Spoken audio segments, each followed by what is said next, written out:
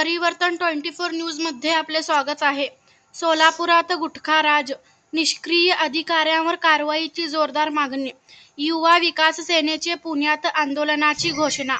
राज्यात बंदी असतानाही सोलापूर शहरात गुटखा खुलेआम विक्री सुरू असून प्रशासनाच्या निष्क्रियतेमुळे गुटखा माफियांचे जाळे अधिक बळकट होत असल्याचा गंभीर आरोप युवा विकास सेनेच्या वतीने करण्यात आला आहे.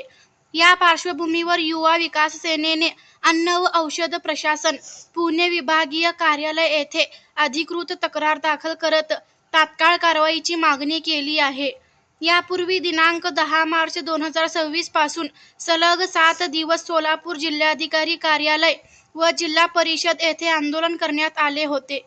मात्र अन्न व औषध प्रशासन सोलापूरकडून कोणतीही ठोस कारवाई न झाल्याने संबंधित अधिकाऱ्यावर कर्तव्यात कसूर केल्याचा आरोप करण्यात आला आहे.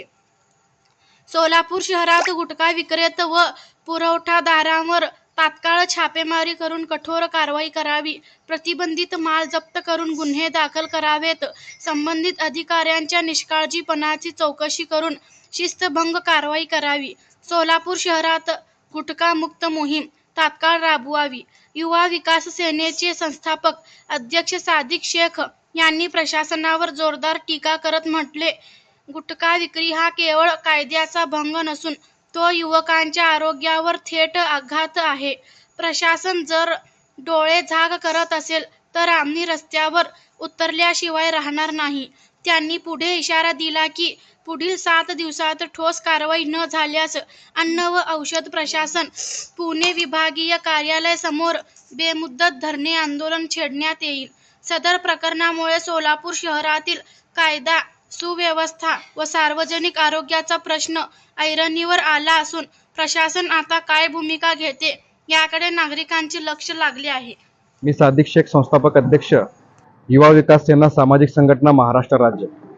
आज पुणे येथे अन्न व औषध प्रशासन विभागीय कार्यालय या ठिकाणी सहाय्यक आयुक्त अन्न औषध प्रशासन कार्यालय यांच्याकडे युवा विकास सेनेच्या माध्यमातून एक तक्रारी अर्ज देण्यात आलेला आहे.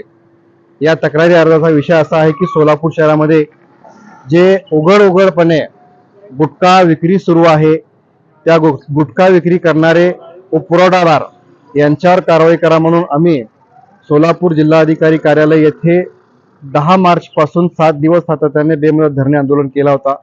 परंतु त्या ठिकाणी अन्न औषध प्रशासन विभागाचे कुठल्याही अधिकाऱ्यांनी या विषयावर कारवाई केली नाही म्हणून त्या ठिकाणी आज आम्ही अन्न औषध प्रशासन विभाग पुणे कार्यालय या ठिकाणी अर्ज दिलेला आहे.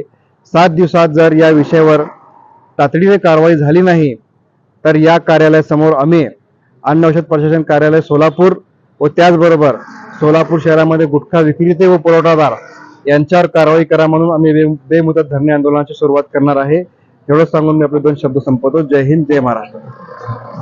राज्यातील महत्त्वाच्या आणि आपल्या भागातील ताज्या बातम्या पाहण्यासाठी आजच आमच्या परिवर्तन 24 न्यूज चॅनलला यूट्यूबवर सबस्क्राईब करा आणि बेल आयकॉन प्रेस करा.